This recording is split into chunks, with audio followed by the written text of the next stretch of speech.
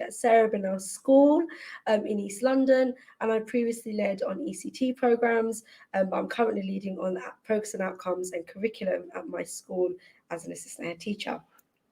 Hi everyone, I'm Thahmina Begum. I'm the exec head of Forest Gate School and Cumberland Community School, two secondary schools based in Newham. Before that, I was the head of school at Forest Gate for about 3 years, and before that I've led on in various roles on teacher development and all things teaching and learning, and I'm very excited to be here today with Yamina. Yeah, we wanted to be called Teebs and Beebs essentially, but we're really excited to be able to share some of our experiences of how to find that teaching job. You know, it's a really crucial time at the moment with recruitment as well, so you might be looking for your perfect job, and hopefully today we'll give you some just quick tips that you can use structured in terms of tips for preparing for that personal statement, how to smash that interview once you've got your foot in the door, once you've secured that role, what kind of things should you be expecting, and how to continue being successful. So we really hope it will be a useful half an hour, but we talk a bit, don't we? No, you do. Okay, I do, sorry. So I'll stop you. I've got my cup of tea, so it's all right. We are ready. So the first kind of discussion point is tips for preparing for personal statement. So TB and I are going to discuss what stands out for us when we're looking through interviews. I might let you start, Tamina, if that's okay. So the first thing that I would say is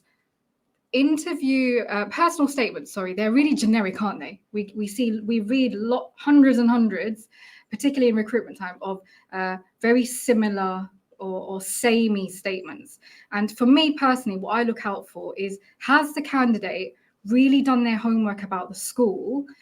And again, everybody kind of does that, or they should, but have they found out what the school is particularly proud of about themselves, and then aligned themselves with the values that they found about the school? And for me, that's quite important, because you can get a sense of what that person is about and the values that they hold. Thank you.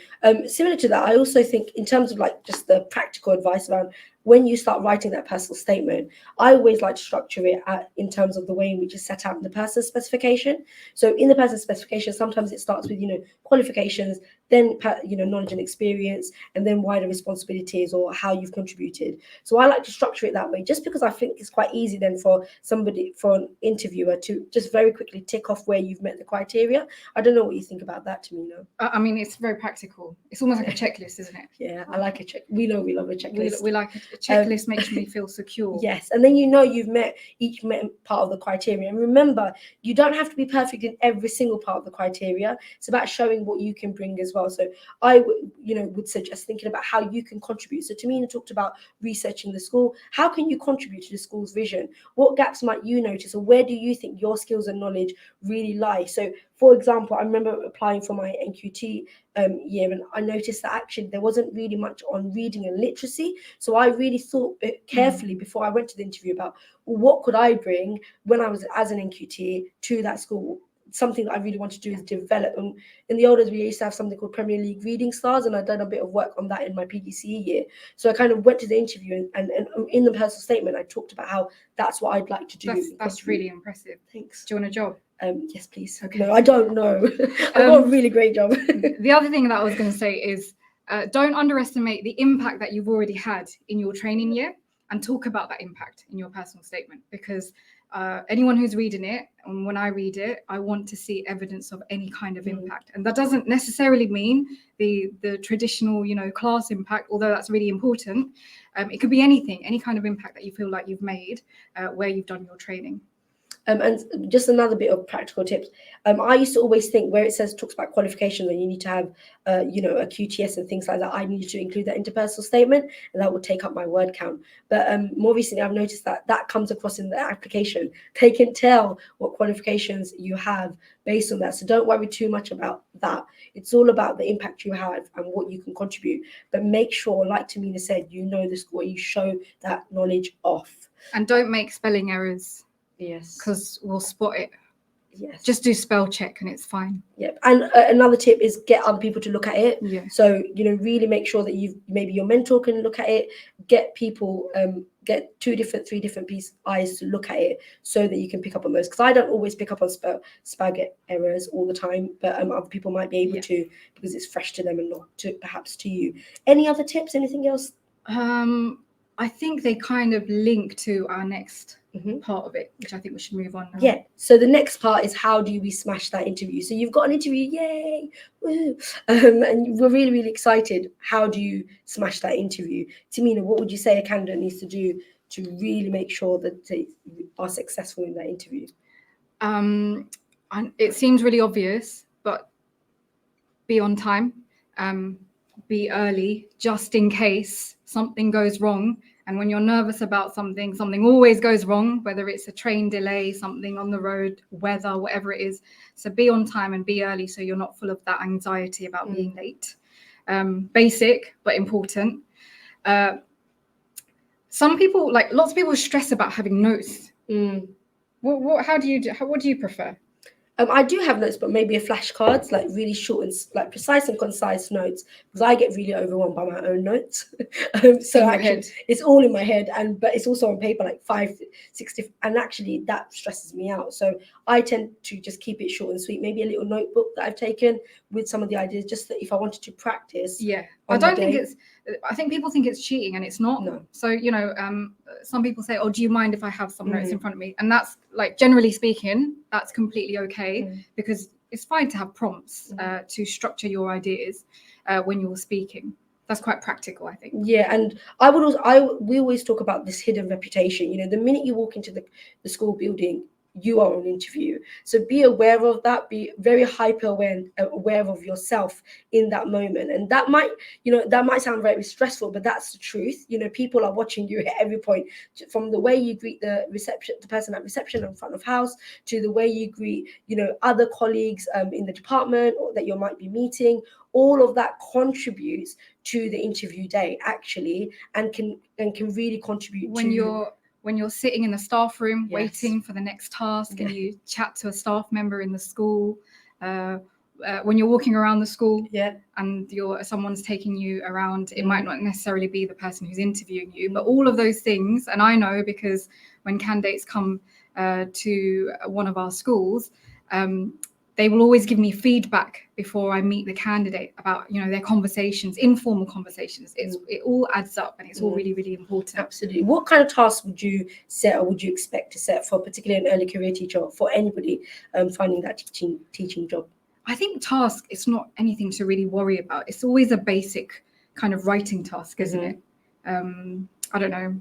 What do you usually say? Sometimes we do tasks where you're writing to a parent to see how you might communicate with the parent. Sometimes it's try and teach this. How would you teach this aspect of your curriculum, to see whether you've got pedagogical knowledge, but also then to check, spelling, punctuation, and grammar, and how you communicate via written format, those sorts of things. But and I think, again, I want to kind of reiterate, it's not something to really stress about, because you're an ECT, so you're not expected to be show the most experience in the world. And I think what people look for, certainly what I look for, is attitude and that professional character over anything else, and the capacity to learn, which is quite difficult to define. But there are kind of indicators in things like written tasks, but especially in the interview. What about the lesson observation? Because we know that's a usual kind of part of an interview day. What tips do you have for that? So first of all, often it's not a full lesson that you're planning for, especially during kind of when they have lots of candidates, they will break up a lesson. So you might have a 20-minute lesson to deliver. And I think the biggest thing that I would say is, don't over plan that. Think of one thing that you want to teach really well, because you're definitely going to get that one thing in a short amount of time. I think the most common error that I see is candidates trying to teach too many things in a given amount of time, and then running out of time. And then they feel they're really hard on themselves because of it. And I think it's quite easy then to showcase where students didn't know a skill or couldn't do something, and then you, through your teaching, have shown that they perhaps can do that in a more effective way, in a more enhanced way. So, like Thahmina said, focus on 1 or 2 things as well, and get those kind of teaching strategies in. Assessment for learning is what we're looking for. Things like questioning, get those things, plan that into your lesson plan. Don't expect it to happen on the day, like you've probably been doing and preparing in your PGCE. Yeah. You know, prepare for that in advance, because it's really key that you show off those teaching strategies, Yeah. because they don't know you and they don't know what you're capable of and what you've been doing in your PGCE year or your initial teacher training year. Yeah. So you need to showcase all that learning in that moment. That's a bit, you know, it can come across as stressful, but you know, also they're looking for rapport. How do you build that relationship and rapport?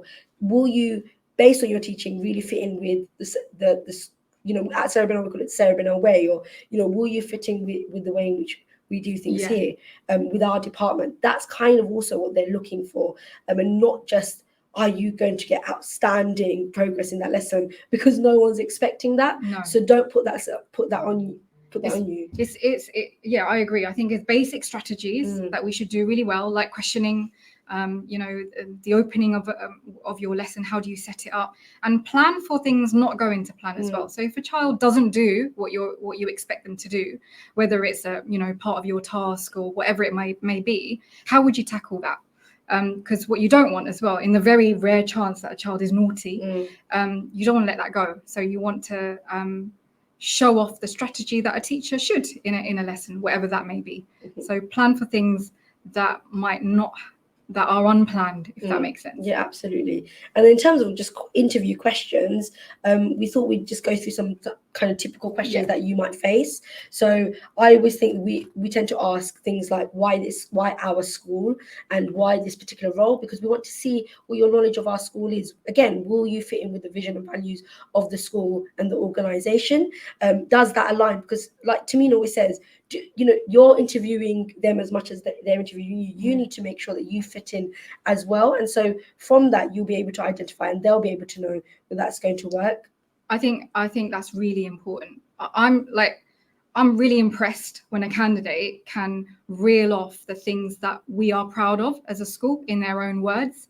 And then they align that to their own values. And I think it comes across as quite authentic when they can do that. You can see it's quite organic and they believe in it. So it's very obvious to me when someone's checked out our website and watched our videos and then are able to talk about our values back to us, but name drop things that the school is particularly proud of, and then say, this really resonates with me because, and where we see that kind of authenticity coming out, I think that comes across really clearly. Yeah, and I think that word authenticity is really important, because in this case, with that particular question, you can't fake it till you make it. You either know the school and you've done your research, or you haven't. And trust me, I've been in interviews where people have said they know the school's motto, but they've completely got it wrong. And that's not great. They made a motto up. Maybe. So remember, you can't fake that. You've got to know your stuff and be ready to be asked that question, because lots of schools do ask that question. I think we look blurry, Yamina. Yes, we do. Shall I fix it? Yes, sorry, please. Guys. Sorry, just going to everybody. see it. There we go. Thank you. What other types of questions might come up? So the standard ones. Why do you want to work here? What do you feel like you can bring to this school?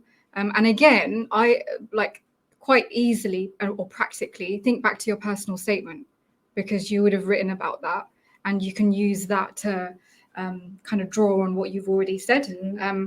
And I always say, structure it. Should I talk about the structure? Yeah, of course. Yeah. So the way, I did it like this, and then I always give feedback to do it like this. You get given a question, you talk about the importance of that thing, you give an example of how you've demonstrated that thing, and then you talk about your impact. So importance, example, impact.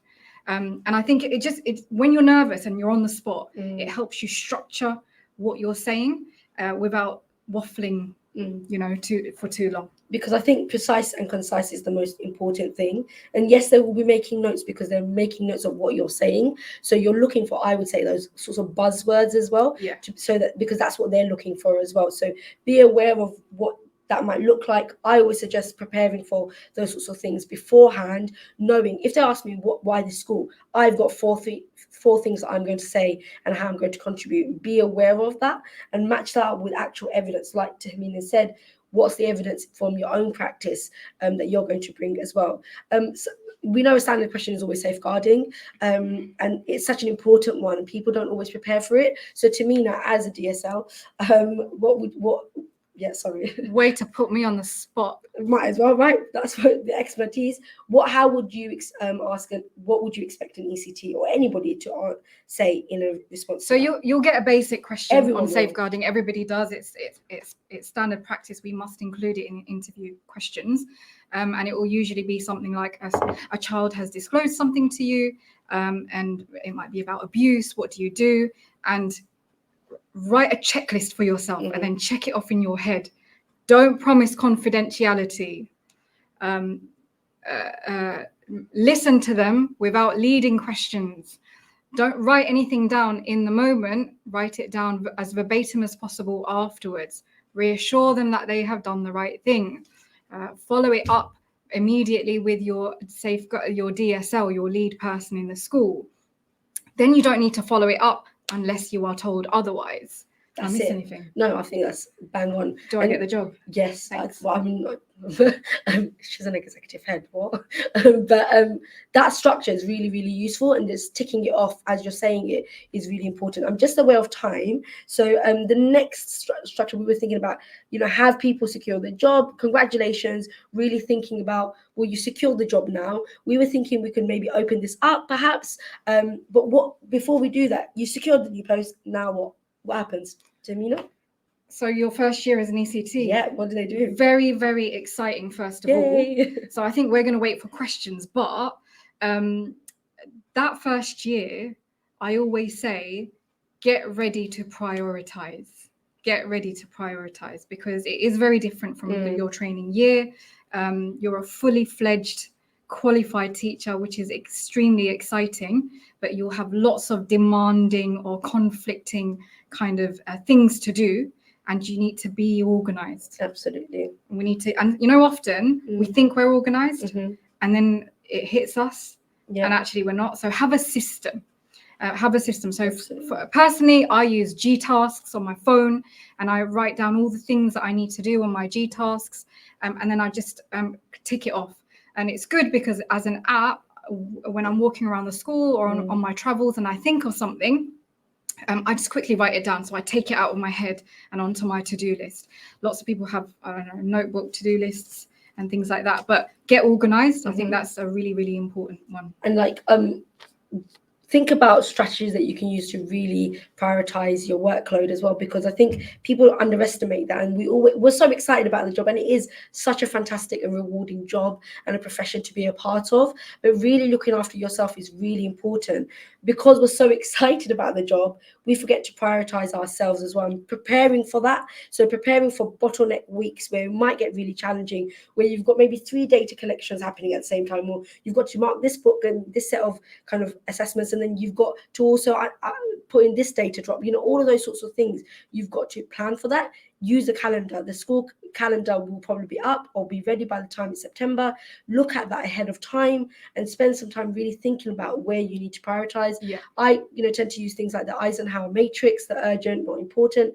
And I did a session with ECTs actually a lot this year, and a lot of them said, oh, but everything feels urgent and important, and how do I do it? And actually really thinking, is this really necessary? Do I need to do this right now, right here?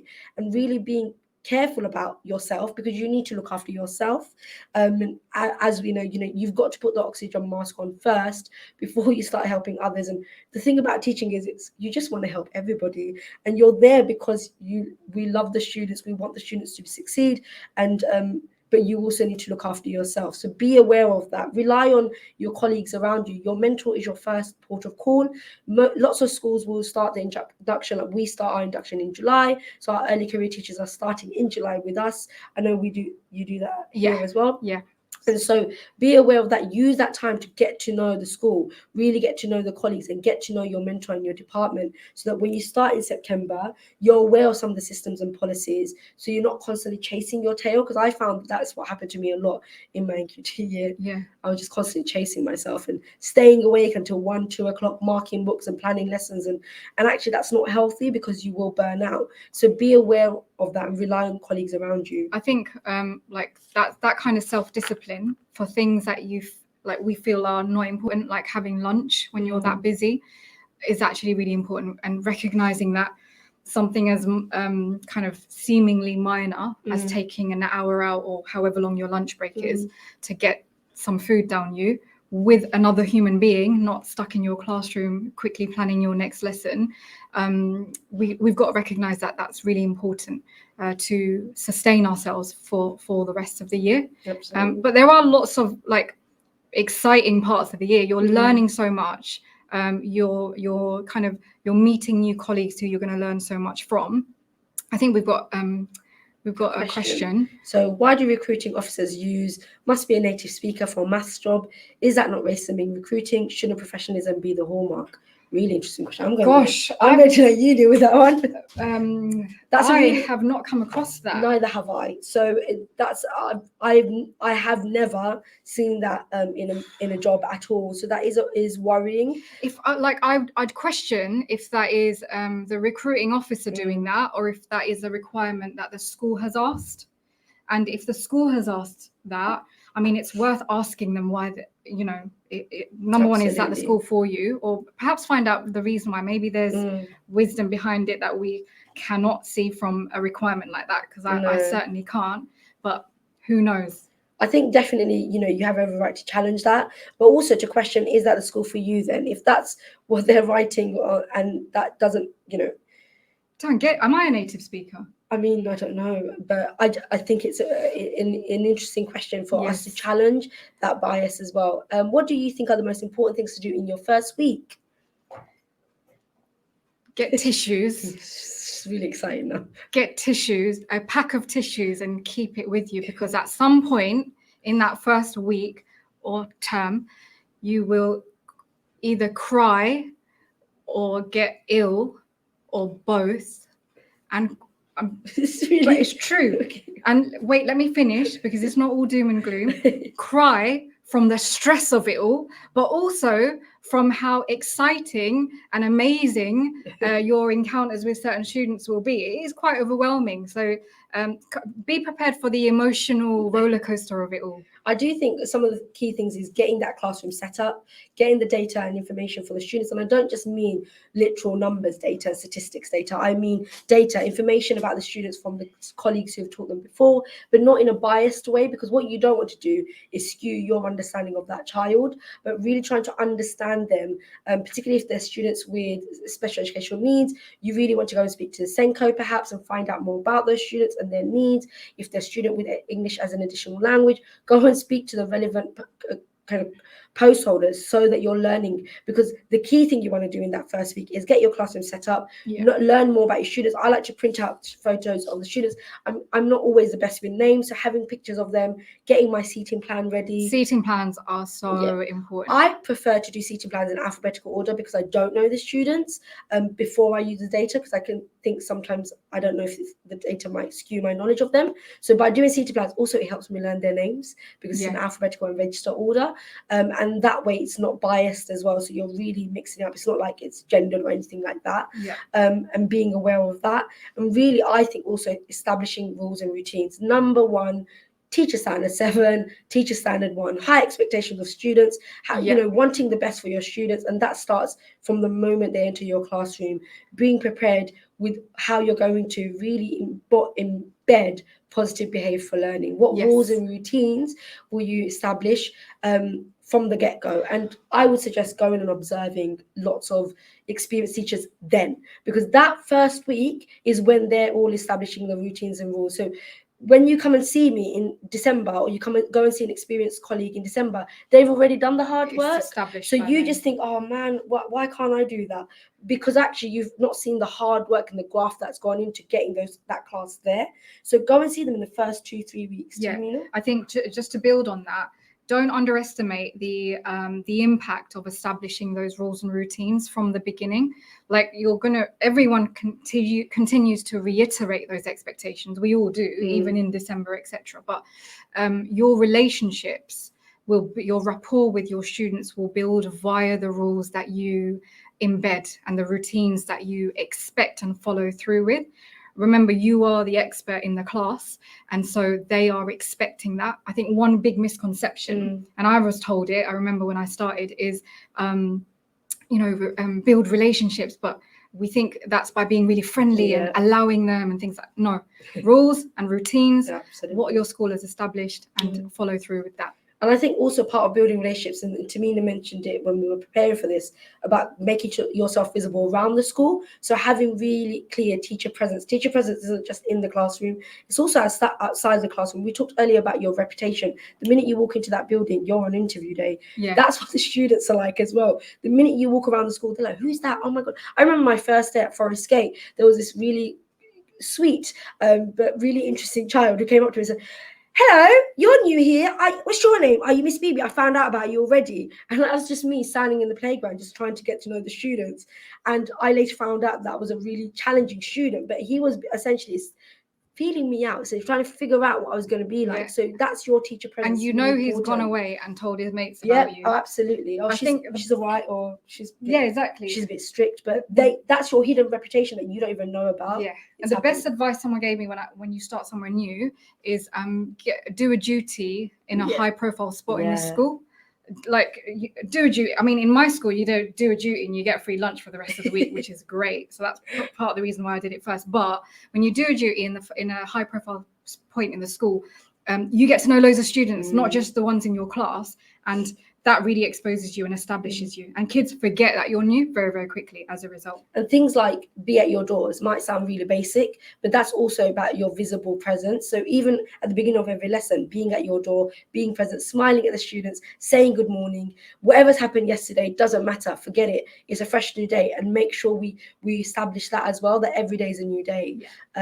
Just that final question, what key information examples do schools look for in a personal statement? I'm worried I write too much. Thanks. So that is, I mean, your advice was really quite practical with something like that. If you're someone who writes too much, you are. Oh, for sure.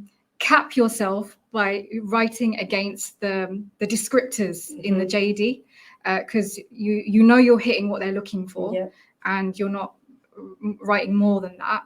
And I think if you can insert something that the school is proud of that aligns to your own vision and values, you've kind of hit both criteria there. Because the criteria is essentially your guiding practice. It's your scaffold, essentially. It's your success criteria. So, and when they're asking for examples, use real life examples of what's happened and what you've done in your own experience in order to, and I always say, particularly if you're maybe an early career teacher, but you've got experience in other jobs, I think you can use that too, especially if it showcases some of your personality or your characteristics that they're looking for. So it doesn't necessarily always have to be something that's related to your job, especially if you're an early career teacher and you've only really done 2 placements or 1 placement. You can use kind of examples from others as well, but keep it precise and concise, because I write too much. She'll know, she interviewed me. So right, Thahmina? I was exhausted after her interview. Just listening to all the information. I was just trying to show off. You did. I really wanted the job as a lead prac for a scale. You got it. So I did. So it worked. But precise and concise. We're just aware of time. Are there any other questions or comments? I was going to say also, whilst we wait for another question, you have a mentor. You're entitled to a mentor, and so you should expect that time, that quality time with your mentor. Mentors in the ECT get a period off, so they've got that time for you. Don't be shy to ask for the time. You deserve it. You need it. And it's so important for your professional development, your subject specific knowledge, all of those things. So, and I remember when I was an ECT, I felt really bad about asking for time because I felt like my mentor was really busy. And everyone's really busy, but if a mentor is a mentor, that's part of their role. So it's very important you speak to the right people and you ask for that time for yourself. And a lot of kind of, when I speak to ECTs, where I've worked with ECTs in the past, a lot of this year is, the first year is, it takes me 3 hours to plan a lesson. Plan with your mentor, plan with the experts in your department. That's part of your joint professional development. Because you can then ask them, what are the misconceptions when you taught this particular lesson, or when you taught this particular particular content? Yeah. What were the misconceptions? How would you what questions can I ask? So you're getting their knowledge as experts into your lesson planning. It makes your life a lot easier as well to plan with them as well. We're just aware of the time, but I will say, one of the best things is with the Chartered College of Teaching, membership is free for student teachers, for ECTs, and ECTs receive a discount. So do join Chartered College of Teaching. I wish we had something like that. So do I, because we didn't. But the resources there are so they're just invaluable. You'll get also a copy of Impact, which is just brilliant, and we would really, really recommend it. So Chartered College also offer kind of resources around interview tips as well as early career support, and which I know that the team will post links to that, so that will go through the live stream. But if you have any questions, keep in touch, let us know. You've got also our Twitter handles, not hangers, TB, Twitter handles below as well, and do contact the Chartered College. I'd say, just as a closing comment, for ECTs who haven't secured a job for September, yes, genuinely don't worry, keep looking, because schools are still looking to fill positions for September. I'm overseeing 2 schools, and both my schools are still looking. So check out the websites, TES, wherever you look. Don't lose hope. Keep searching and find the right one for yourself. And we were talking about not settling as well. So I was talking about my sister, who she will tell me off now, but she didn't secure her NQT, her first job in her NQT year. It was actually when she started doing supply in a number of schools in the area, when the school found her, really liked her, and they took her on as an NQT, and she ended up doing really well in that school. So she stayed on and became kind of senior position in that school. So don't settle. If the school's not aligned to your vision and you don't see yourself there, you're not finding a job, don't settle, because you are brilliant. You've joined such a wonderful, rewarding profession, and we're lucky to have you. Thank you so much for joining the live stream as well. We hope you've enjoyed the session. Bye, everyone. Bye. Have a lovely evening. There's membership